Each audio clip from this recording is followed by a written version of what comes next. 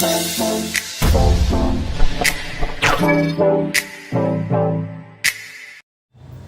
हिंद। आज हम बात करने वाले हैं the making of Indian constitution की। ओके, इस सेगमेंट में हम इस चीज को समझेंगे कि भारत का संविधान कैसे बना। देखिए, सबसे पहले हमको ये समझना है कि यहाँ पे जो वर्ड लिखा है कॉन्स्टिट्यूशन, जिसे हम हिंदी में संविधान कहते हैं, ये आखिरकार होता क्या है। देखिए, जब हम बात करते हैं एक देश की, जिसे राजनीतिक विज्ञान में राज्य भी कहा जाता है, तो जब हम देश अथवा राज्य को चलाने की बात करते हैं तो हमें उसके लिए जरूरी होते हैं कानून और सिद्धांत। तो हमारा संविधान बेसिकली एक लिखित दस्तावेज है जिसके अंतर्गत देश को चलाने के लिए कानून, नियम और कायदे लिखे होते हैं।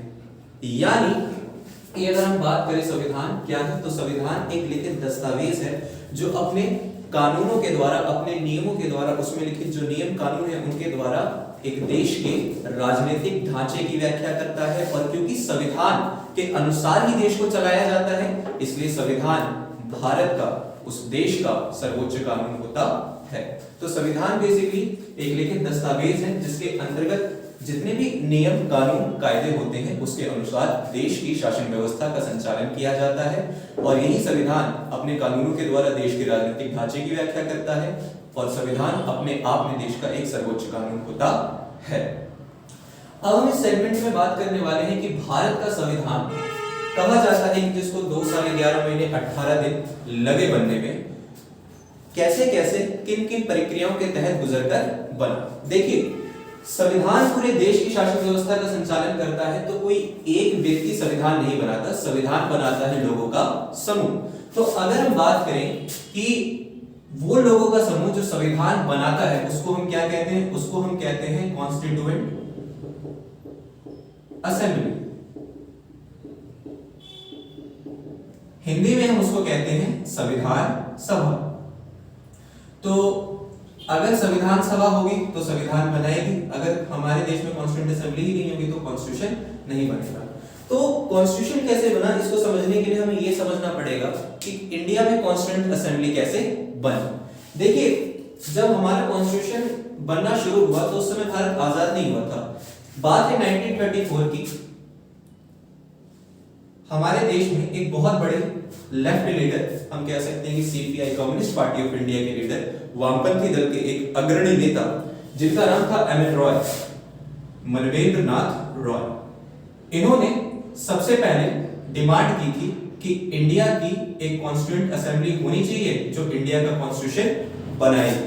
ठीक है, लेकिन उस समय कांग्रेस को ये लगा कि आजादी की लड़ाई में सबसे ज्यादा योगदान हमारा रहा है, इसलिए कॉन्स्टिट्यूशन बनाने में भी सबसे ज्यादा योगदान हमारा होना चाहिए। 1935 में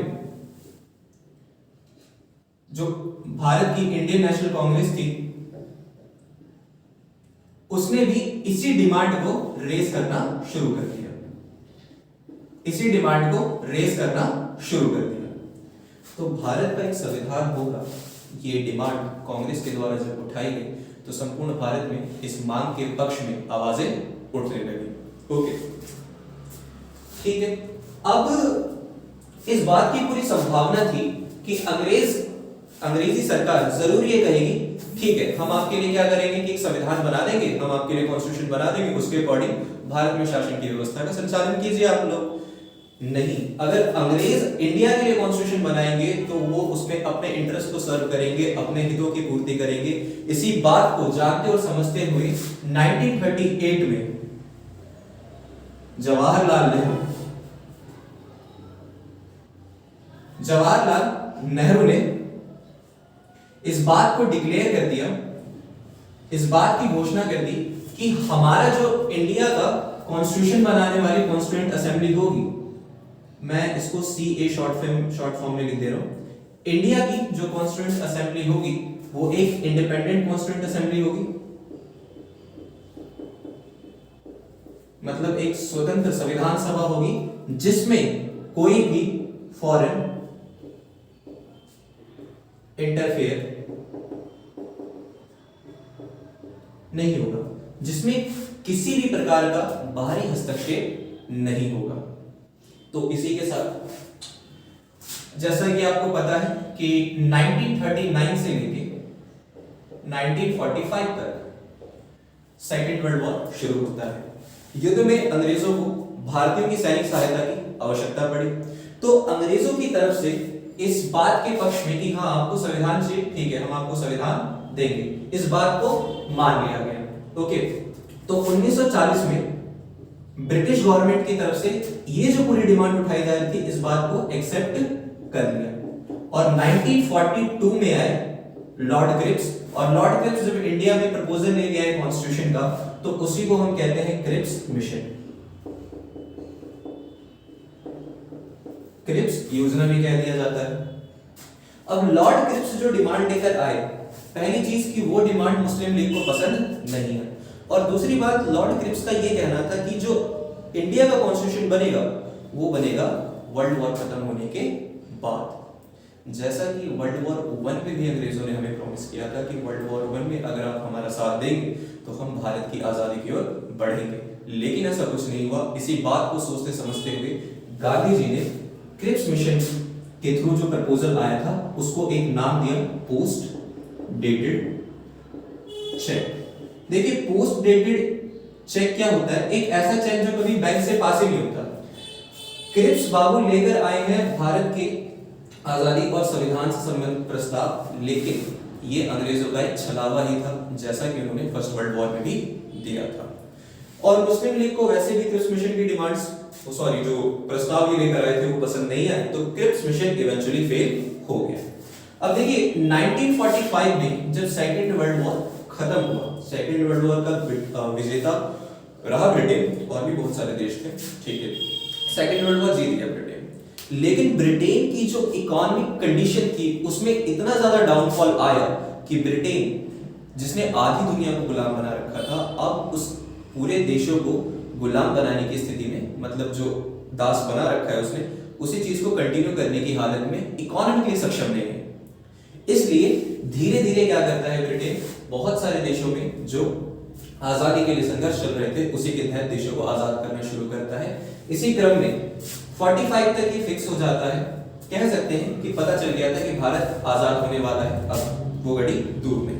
ओके, तो ब्रिटेन ने इसी क्रम में इंडिया के कॉन्स्टिट्यूशन की भी डिमांड स्वीकार कर ली, और 1946 संविधान बनाने की दिशा में एक प्रयास के रूप में 1946 में ब्रिटिश मंत्रिमंडल से 3 लोग आए, जिसमें से एक का नाम था लॉरेंस, दूसरे का नाम था क्रिप्स, और तीसरे व्यक्ति का नाम था अलेक्जेंडर। और इन्हीं 3 लोगों के ग्रुप को क्या कहा जाता है, इन्हीं 3 लोगों के ग्रुप को कहा जाता है कैबिनेट मिशन।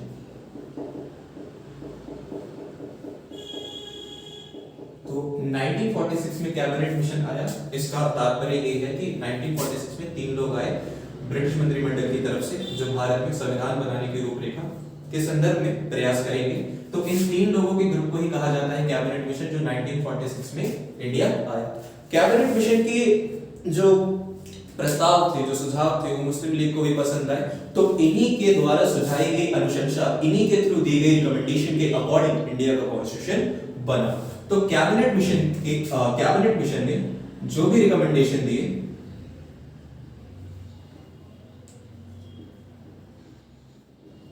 इन्हीं की रिकमेंडेशन के अकॉर्डिंग जो इंडिया का कॉन्स्टिट्यूशन था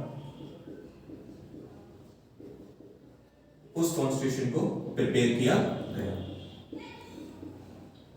मतलब संविधान को तैयार किया गया। अब आगे देखते हैं, तो जो कैबिनेट मिशन था इसने क्या प्रस्ताव दिए। देखिए कैबिनेट मिशन ने यह बताया कि जो इंडिया की कॉन्स्टिट्यूएंट असेंबली होगी, याद रखिए अभी भारत आजाद नहीं हुआ है, आजादी से पहले कैबिनेट मिशन ने संविधान बनाने की बात कही, और आजादी से पहले ही इंडिया का कॉन्स्टिट्यूशन बनना शुरू हो गया था। तो कैबिनेट मिशन ने ये रिकमेंडेशन दी, कैबिनेट मिशन ने ये सुझाव दिया कि इंडिया की जो कॉन्स्टिट्यूएंट असेंबली होगी,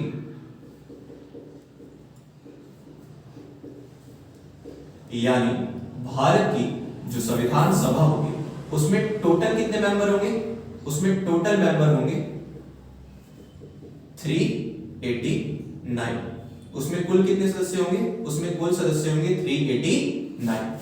अब हमको ये समझना है कि इतना स्पेसिफिक नंबर क्यों 389 क्यों, 390 कर लेते, 380 कर लेते, 389 इसलिए क्योंकि कैबिनेट मिशन की तरफ से कैलकुलेशन की गई थी कि इंडिया की पॉपुलेशन इतनी ज्यादा है कि अगर हमें ये चाहिए कि कांस्टिट्यूएंट असेंबली पूरे भारत की जनसंख्या का रिप्रेजेंटेशन करे तो रेशियो ये बैठेगा कि 10 लाख,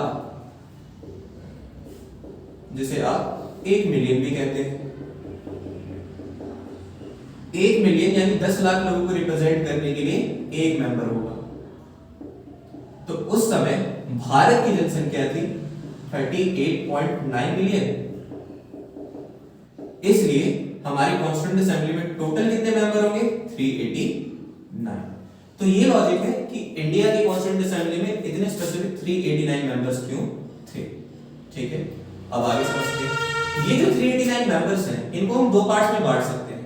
देखिए 389 में से 296 मेंबर्स ये इलेक्टेड थे, मतलब इनका चुनाव हुआ था, और 93 मेंबर्स नॉमिनेटेड थे। नॉमिनेटेड का मतलब होता है कि इनका चुनाव नहीं हुआ था, इनको बस चुन लिया गया था। और अगर हम देखें कि कहां से नॉमिनेटेड थे, तो ये नॉमिनेटेड थे फ्रॉम प्रिंसली स्टेट्स। याद रखिए कि अंग्रेजों ने भारत नाम के किसी देश को नहीं जीता था, अंग्रेजों ने जीता था छोटे छोटे रियासतों को, छोटे छोटे रजवाड़ों को, छोटे छोटे राजाओं को। तो उन्हीं को कहा जाता है प्रिंसली स्टेट्स, उन्हीं को कहा जाता है रियासतें। तो कॉन्स्टिट्यूएंट असेंबली में जो 389 मेंबर्स होंगे उसमें से 93 मेंबर आएंगे प्रिंसली स्टेट्स से, मतलब रियासतों से, और 296 मेंबर की अगर हम बात करें तो ये होंगे इलेक्टेड। अब देखिए ये जो 296 मेंबर हैं इसमें से जो 292 मेंबर है ये आए थे गवर्नर प्रोविंस से इलेक्ट होके, ये आए थे गवर्नर प्रोविंस से इलेक्ट होके, और 4 मेंबर्स ये आए थे इलेक्टेड फ्रॉम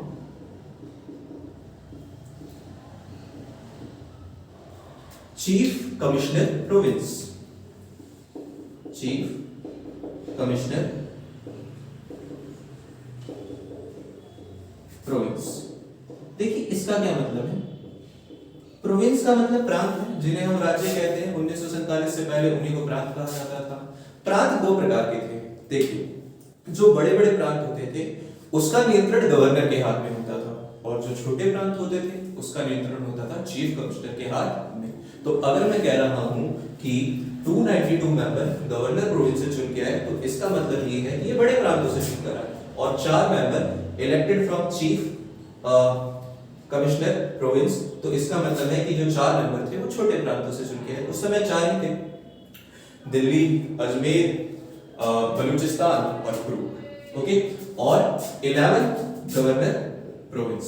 ठीक है, ऐसे 292 मेंबर चुनकर आए थे। देखिए मैंने ये कहा कि 296 मेंबर्स का ये इलेक्टेड थे, मतलब इनका चुनाव हुआ था।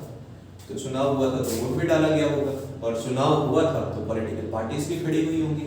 तो देखिए अगर आपको ये समझना है कि इनके इलेक्शन में वोट किसने डाला, तो 1935 में जो हमारी प्रांतीय विधानसभाएं थी, जो प्रोविंशियल लेजिस्लेटिव असेंबली थी, उसके मेंबर्स ने डाला।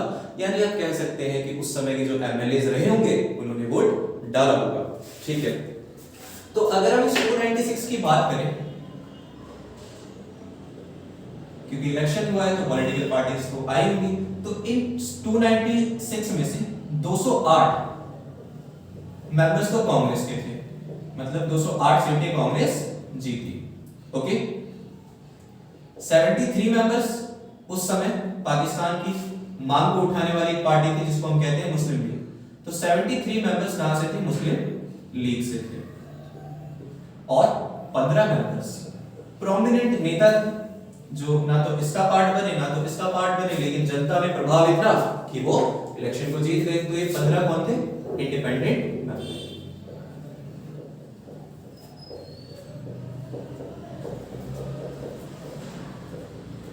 ये इंडिपेंडेंट इलेक्टेड हुए थे, राइट। अब अंग्रेजों की पॉलिसी थी डिवाइड एंड रूल की पॉलिसी, मतलब कि देखिए अगर आप उस समय की जनसंख्या को देखेंगे ना तो इंडियंस करोड़ों में है और अंग्रेज लाख में है बस, मतलब उनको दौड़ाते भी ना तब भी भारत छोड़ के भाग जाते, लेकिन अंग्रेजों ने इंडियंस को इंडियंस ही बनने नहीं दिया।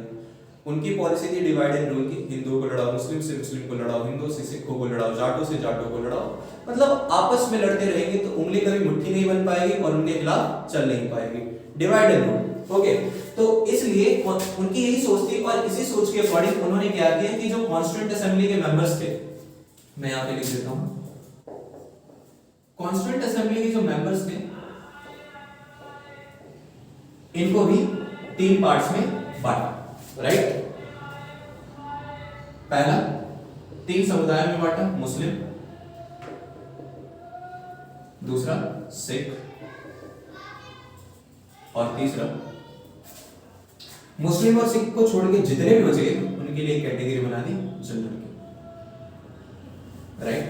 ठीक है, अगर हम बात करें कि मुस्लिम कैंडिडेट कितने थे, सिख कैंडिडेट कितने थे और जनरल कैंडिडेट कितने थे, तो जनरल 213, सिख थे 4 और अगर हम बात करें मुस्लिम्स की तो मुस्लिम्स थे उस समय 79।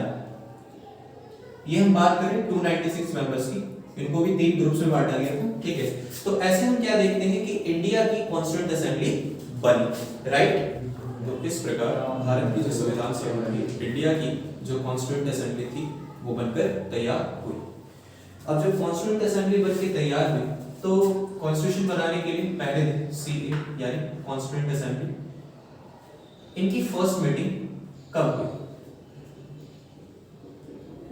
देखिए कॉन्स्टिट्यूएंट असेंबली की जो फर्स्ट मीटिंग थी वो हुई थी 9 दिसंबर 1946 को, 9 दिसंबर 1946 दिल्ली में चैम्बर्स लाइब्रेरी हॉल था, वहां पे इनकी बैठक हुई। 9 दिसंबर 1946 को जब कॉन्स्टिट्यूएंट असेंबली यानी भारत की संविधान सभा की पहली बैठक हुई तो उसमें ये डिसाइडेड था कि डॉक्टर राजेंद्र प्रसाद भारत की संवैधानिक सभा की इंडिया के कॉन्स्टिट्यूएंट असेंबली के अध्यक्ष बनेंगे, लेकिन 9 दिसंबर 1946 को वो किसी कारणवश आ नहीं पाए। कहा यह जाता है कि उनको वायरल फीवर हो गया था, इस वजह से वो आ नहीं पाए। तो हमारी संविधान सभा परेशान कि हमारी संविधान सभा का पहला दिन है और अध्यक्ष जिनको बनाया जाना था वो किसी कारण से अनुपस्थित थे, तो क्या किया जाए। तो उस समय हम फ्रांस के संविधान को मानते थे और फ्रांस के संविधान को जब इस कंडीशन के लिए देखा गया तो एक कंक्लूजन ये निकला कि उस समय पूरे कॉन्स्टिट्यूएंट असेंबली में जो सबसे सीनियर मोस्ट पर्सन है उनको क्या किया जाए, उन्हीं को एक दिन के लिए हम टेम्परेरी अध्यक्ष बना देते हैं, टेम्परेरी प्रेसिडेंट बना देते हैं, राइट। तो सबको देखा गया तो 82 साल के सच्चिदानंद सिन्हा वहां पे बैठे थे। तो अगर इस बात पर ध्यान दें कि जो फर्स्ट मीटिंग थी इसके चेयरपर्सन कौन थे, मतलब कि किसने इस बैठक की अध्यक्षता की थी, तो इसका उत्तर होगा, इसका आंसर होगा डॉक्टर सच्चिदानंद सिन्हा, डॉक्टर सच्चिदानंद सिन्हा। ओके, फिर हमारे कॉन्स्टिट्यूएंट असेंबली की अच्छा एक और चीज कि ये इनको एक दिन के लिए बनाया गया था, ठीक है, परमानेंट नहीं बनाया गया था। जब तक डॉक्टर राजेंद्र प्रसाद आ नहीं जाते तब तक की अवधि के लिए इनको बनाया गया था, तो ये टेम्परेरी प्रेसिडेंट थे। टेम्परेरी प्रेसिडेंट कह लीजिए, चेयरपर्सन कह लीजिए, एक ही बात है,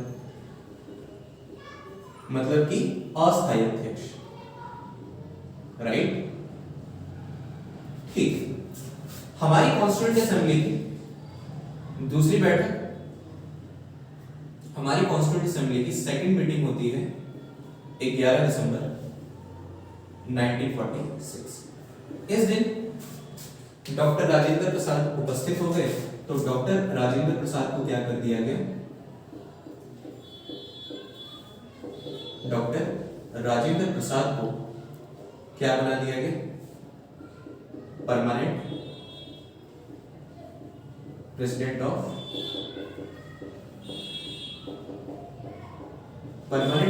ऑफ कॉन्स्टिट्यूएंट असेंबली, संविधान सभा का स्थायी अध्यक्ष बना दिया गया। और फ्यूचर में ऐसी सिचुएशंस अगर आ जाती हैं कि डॉक्टर राजेंद्र प्रसाद किसी कारणों से नहीं आ पाते हैं, तो इनके अलावा 2 वाइस प्रेसिडेंट भी बना दिए गए, इस सोच के साथ कि अगर राजेंद्र प्रसाद नहीं आए किसी दिन तो ये उनका काम करेंगे। तो 2 वाइस प्रेसिडेंट बनाए गए, श्री एच.सी. मुखर्जी और दूसरे वी.टी. कृष्णाचार्य।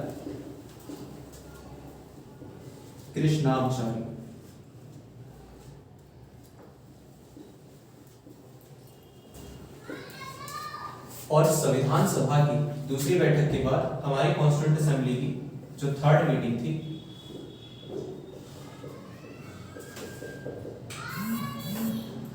जो हुई 13 दिसंबर 1946 को, इसी मीटिंग में, इसी बैठक में एक ऐतिहासिक प्रस्ताव जवाहरलाल नेहरू के द्वारा पेश किया गया, जिसको कहा जाता है उद्देश्य प्रस्ताव, और इंग्लिश में उसको कहते हैं ऑब्जेक्टिव रेजोल्यूशन।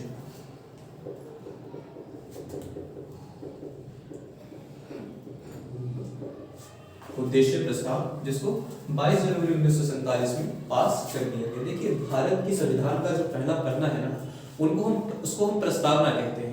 हम भारत के लोग भारत को एक संपूर्ण कर्तृत्व संपन्न समाजवादी पंथ निरपेक्ष लोकतंत्रात्मक गणराज्य बनाने के लिए से लेकर इस संविधान को 26 नवंबर 1949 के द्वारा अधिनियमित, अंगीकृत और आत्मार्पित करते हैं तक ये जो भारत की प्रस्तावना है, इस पे छाप है इस ऑब्जेक्टिव रेजोल्यूशन की। तो ये बहुत इंपॉर्टेंट रेजोल्यूशन था। इसी के साथ हमारा कॉन्स्टिट्यूशन बनने के प्रोसेस में ही था, लेकिन वो कहते हैं ना कि कहानी का अंत कुछ और था। हमने सोचा कुछ और था, लेकिन हो कुछ और गया, और वो क्या ऐसा हुआ उसको हम कहते हैं भारत का विभाजन। उस समय भारत के गवर्नर जनरल, जिनको लास्ट कहते हैं माउंटबेटन, उनके प्लान के अकॉर्डिंग, या फिर हम उसको कह सकते हैं 3 जून 1947 की योजना, और इसी योजना को हम कहते हैं माउंटबेटन प्लान।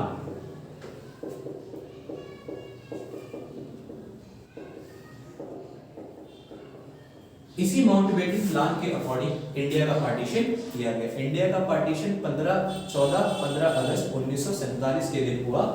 3 जून 1947 ये योजना है जिसके अनुसार इंडिया का पार्टीशन हुआ, जिसको माउंटबेटन योजना भी कहा जाता है। देखिए, हमने आजादी की लड़ाई एक अविभाजित भारत के लिए नहीं की थी कि 1940 में कोई चौधरी रहमत अली आएंगे और नाम दे देंगे कि इंडिया से पंजाब लिया जाएगा, अफगानिस्तान का थोड़ा सा एरिया लिया जाएगा, कश्मीर लिया जाएगा, सिंध लिया जाएगा, इंडस लिया जाएगा और बलूचिस्तान का स्थान लिया जाएगा, तो ऐसे पाकिस्तान बन जाएगा। हमने इसके लिए आजादी की लड़ाई नहीं लड़ी थी, हमने आजादी की लड़ाई अपने अविभाजित भारत के लिए लड़ी थी।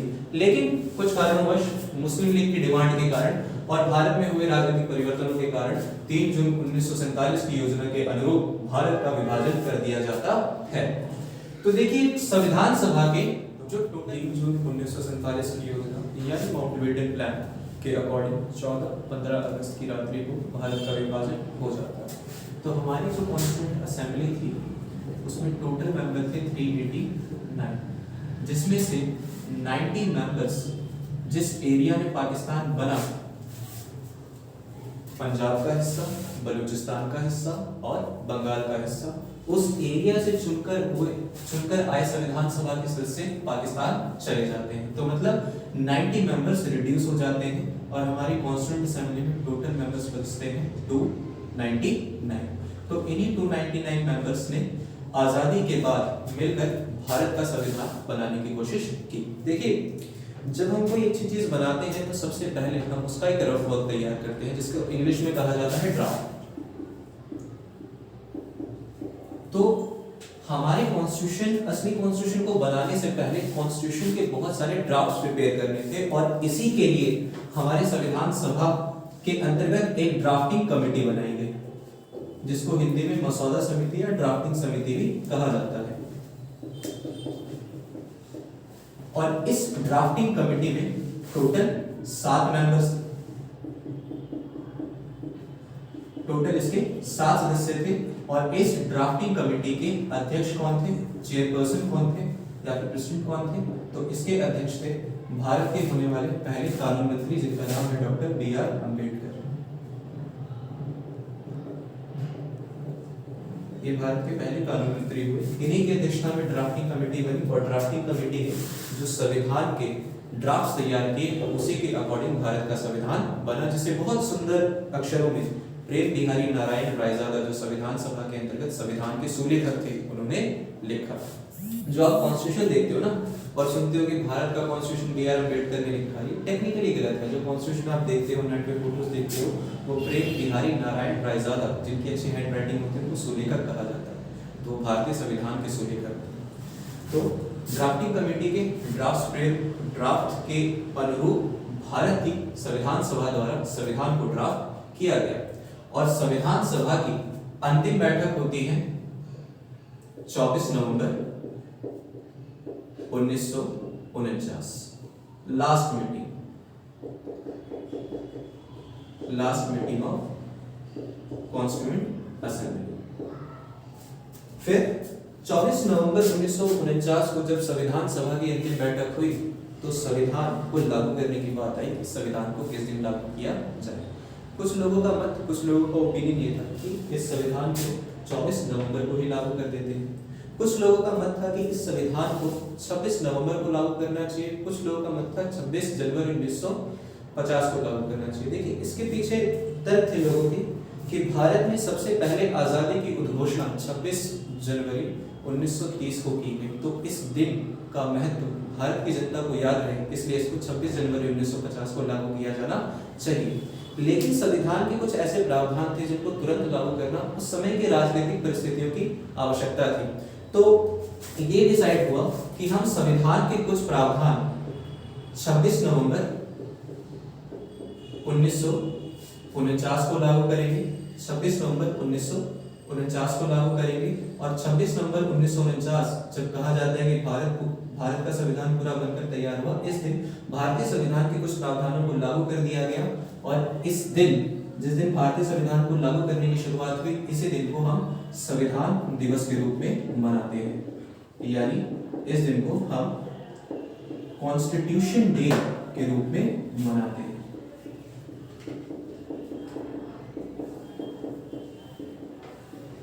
फिर 26 जनवरी